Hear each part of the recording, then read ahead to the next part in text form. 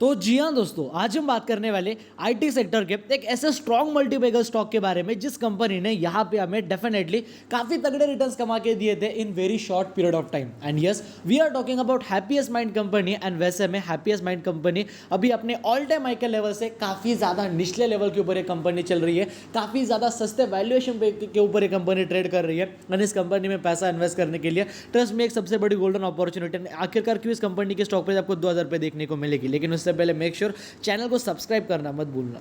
सो अभी अगर आप देखते हो लाइक इस कंपनी के मार्केट कैप के बारे में, जो है रफली अराउंड 13,000 करोड़ के करीब। एंड रफली जो इस कंपनी की करंट मार्केट प्राइस चल रही है वो है 880 रुपए के करीब। एंड जो दोस्तों इस कंपनी के ऑल टाइम हाई की प्राइस है वो है 1360 रुपए के करीब। यानी कि आप जैसा कि देख ही सकते हो भाई, पहले एक टाइम था जब ये कंपनी का मार्केट कैप रफली अराउंड 20,000 करोड़ के करीब था। तब ये कंपनी एक लार्ज कैप कंपनी थी, जो कि डेफिनेटली किसी भी कंपनी के शेयर होल्डर्स के लिए, इन्वेस्टर्स के लिए बढ़िया पॉइंट होता है कि भाई हमारी कंपनी पहले लार्ज कैप थी लेकिन अब ये मिड कैप बन चुकी है। ठीक है, करंट मार्केट प्राइस देखते हो 880 रुपए के करीब है। लेकिन जो इस कंपनी के ऑल टाइम हाई के जो प्राइस है, जो इस कंपनी की 52 वीक हाई की जो प्राइस है वो है देखो 1360 रुपए के करीब। तो मोर देन 40% के डिस्काउंटेड प्राइस के ऊपर आपको ये कंपनी ट्रेड करते हुए देखने को मिल रही है।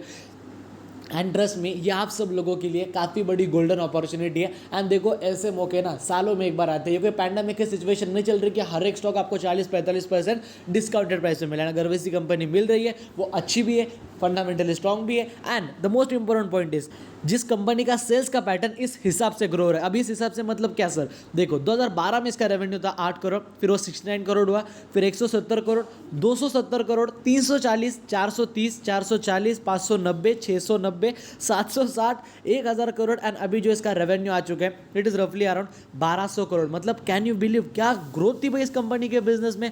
1000% नहीं, 10-12,000% से भी ज़्यादा ग्रोथ किया इस कंपनी के बिजनेस में in time period of 10 years, जो कि अपने आप में हमें काफ़ी तगड़ा नंबर देखने को मिलता है। एंड अगर आप देखते हो ना लाइक इस कंपनी के ओवरऑल ऑपरेटिंग प्रॉफिट के बारे में, पहले कंपनी माइनस में थी, 29 करोड़ का लॉस, 50 करोड़ का लॉस, 70 करोड़ का लॉस, यहाँ पे लॉसेस थे।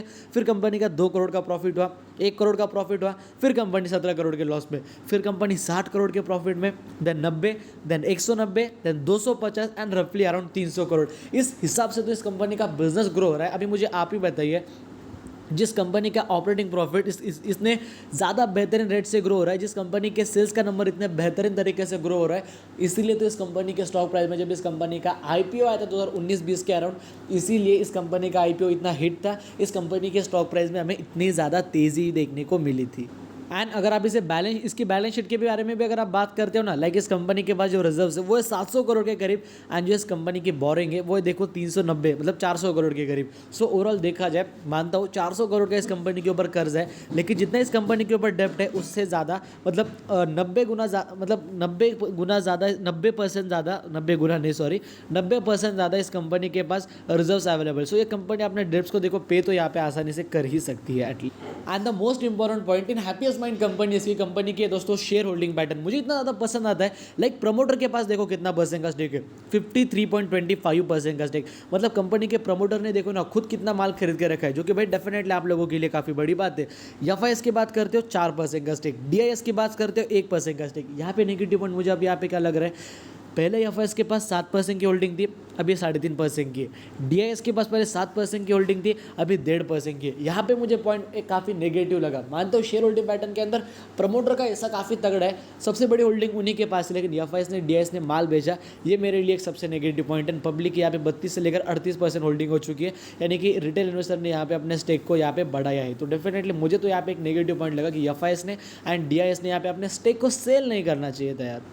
एंड अभी हम आ चुके हैं यहाँ पे इकोनॉमिक्स टाइम के ऑफिशियल वेबसाइट के ऊपर। थोड़े दिनों पहले ये आर्टिकल आया था, पुराना आर्टिकल मैं आपको यहाँ पे दिखा रहा हूँ, रिसेंट वाला भी दिखाऊंगा। सो यहाँ पे एचडीएफसी सिक्योरिटीज़ के द्वारा इस कंपनी को, हैप्पीएस्ट माइंड कंपनी को 1150 रुपये का देखो यहाँ पे टारगेट मिला, जो कि देखा जाए ओवरऑल मोर देन, अगर आप देखते हो तो कितना परसेंट का अपसाइड टारगेट है, रफली अगर कह लिया जाए तो भाई ये हमें जो टारगेट अपसाइड देखने को मिलता है इट इज़ रफली अराउंड 25%, 25% का upside from companies current market price, 25 to 30%। And ऐसा इस कंपनी को ढेरों ब्रोकर्स के द्वारा देखो बाय करने की रिकमेंडेशन मिल चुकी है। ऐसे कंपनियां पोर्टफोलियो में रखो, ग्रोथ अच्छी रहेगी।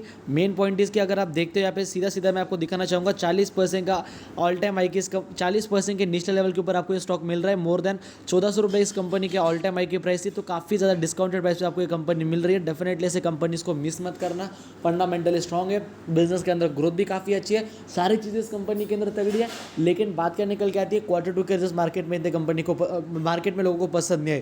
क्वार्टर वन के अंदर भी आईटी सेक्टर की कंपनियों ने खास परफॉर्म नहीं करा। अभी मुझे आप ही बताइए ना, विप्रो जैसी कंपनी 40% नेशनल लेवल के ऊपर है, HCL, Tech Mahindra, TCS, Infosys, Wipro, infotech, Mindtree company के अंदर भी हाल ही में मर्जर हुआ था, इसलिए वो कंपनियां थोड़ा ठीक कर रही है। बाकी आईटी सेक्टर की कोई भी कंपनी खास परफॉर्म नहीं कर पा रही। क्यों? क्योंकि वो सेक्टर ही नहीं चल पा रहा है। एक साइकिल होता है मार्केट का, कभी कोई सेक्टर चलता है तो कभी कोई सा सेक्टर चलता है। तो अभी फिलहाल आईटी सेक्टर कुछ खास परफॉर्म नहीं कर पा रहा, लेकिन इसका मतलब ये नहीं होता कि आने वाले टाइम में भी आईटी सेक्टर अच्छा परफॉर्म नहीं करेगा। भाई आईटी सेक्टर के बिना तो इंडिया में ग्रोथ ही नहीं रहेगी। सबसे मेन सेक्टर है आईटी सेक्टर, तो आने वाले टाइम में इसको चलना ही चलना है, डरने की कोई बात नहीं है। इस नेशनल लेवल का फायदा उठाओ, कंपनी को खरीदो, लेकिन विजन 5 साल का रखो। 200% का रिटर्न कमा के देने का भी ये कंपनी पोटेंशियल रखती है। बस होल्ड करना सीखो इस कंपनी को, अच्छी कंपनी है। लेकिन एक बात याद रखना, ये कंपनी मिड कैप भी है। वॉल्टिलिटी देखो इस कंपनी के अंदर थोड़ी सी जरूर रहेगी। बाकी अगर आपको हमारा आज का वीडियो पसंद है, वीडियो को कर देना लाइक, चैनल को कर देना सब्सक्राइब। एंड अगर आपके वजह से किसी का फायदा हो रहा है, प्लीज़ उन्हें वीडियो शेयर करना देखो बिल्कुल भी मत भूलना। जय हिंद, धन्यवाद।